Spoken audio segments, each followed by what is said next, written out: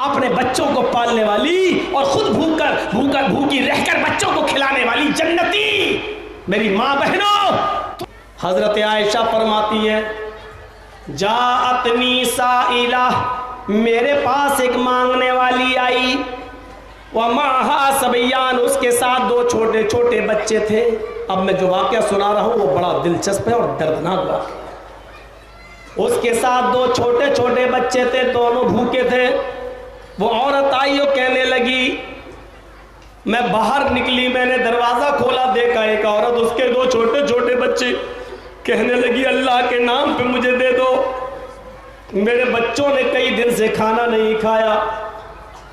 حضرت عائشہ فرماتی ہے کہ میرے پاس ایک کھجور رکھی ہوئی تھی، وہ میں نے اللہ کے نبی کے لیے رکھ لی تھی کہ اللہ کے رسول آئیں گے، بھوکے ہوں گے، یہ کھجور کا ٹکڑا میں ان کو دے دوں گی. لیکن اس مانگنے والی نے آ کر اپنے بچوں کی بھوک دکھا دی. حضرت عائشہ جاتی ہیں اور وہ کھجور اٹھا کے لاتی ہیں اور وہ کھجور اس مانگنے والی کو دے دیتی ہیں. یہ بخاری میں ہے. اس عورت نے اس کھجور کے دو ٹکڑے کر دی، آدھا آدھا. حضرت عائشہ فرماتی ہے ایک کھجور کے علاوہ میرے پاس کچھ نہیں ہے میری بہن. اس نے اس کھجور کے دو ٹکڑے کر کے ایک آدھا اس کو دے دیا اور آدھا اس کو دے دیا، اور خود بھوکی رہ گئی، پانی پیتی اور چل دیتی ہے. آدھا کھجور اس بچے نے کھا لیا اور آدھا اس بچے نے کھا لیا اور چلی گئی. یہ تو بخاری میں ہے. لیکن مسلم شریف کے اندر بھی یہ واقعہ آیا ہوا ہے. مسلم شریف کے اندر تھوڑا سا فرق ہے، اور وہ فرق اتنا ہے کہ حضرت عائشہ کہتی ہیں کہ میرے پاس 3 کھجوریں رکھی ہوئی تھیں. بخاری میں 1 اور مسلم میں 3. میرے پاس 3 کھجوریں رکھی ہوئی تھی، میں نے تینوں لا کر اس مانگنے والی کو دے دیا. اس مانگنے والی نے ایک کھجور اس بچے کو دے دی، ایک کھجور اس بچے کو دے دی، اور ایک کھجور اپنے کھانے کے لیے رکھ لی.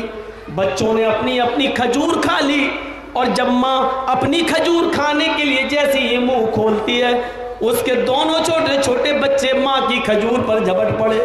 کہنے لگے امی ہمیں بھوک لگی ہے، ابھی اور چاہیے.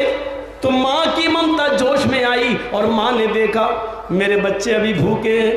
تو ماں نے اپنی منہ تک لے جانے والا کھجور نکال لیا، لے نہیں گئی، واپس کر دیا، اور اس کھجور کے 2 ٹکڑے کر دیے. آدھا اس کو دے دیا اور آدھا اس کو دے دیا. خود کچھ نہیں کھایا.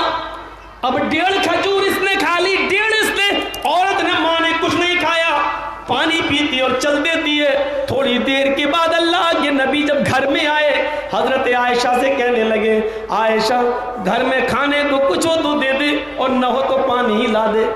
فرمایا اے اللہ کے نبی 1 کھجور یا 3 کھجوریں میرے پاس رکھی ہوئی تھیں، لیکن آج ہی یہ منظر آ گیا. آپ نے کہا کیا ہوا؟ کہا ایک مانگنے والی آئی، اس کے بچے بھوکے تھے، کہنے لگی میرے بچوں نے کئی دن سے کھانا نہیں کھایا، میں نے اس کھجور کو اس عورت کو دے دیا، اس نے آدھا آدھا کھجور اس بچے کو اور آدھا اس کو دے دیا. 3 کھجوریں تھیں، ایک ہی اس نے دونوں بچوں کو دے دیا، اور آدھا اپنے کھجور میں سے بھی 2 ٹکڑے کر کے آدھا آدھا اور دے دیا.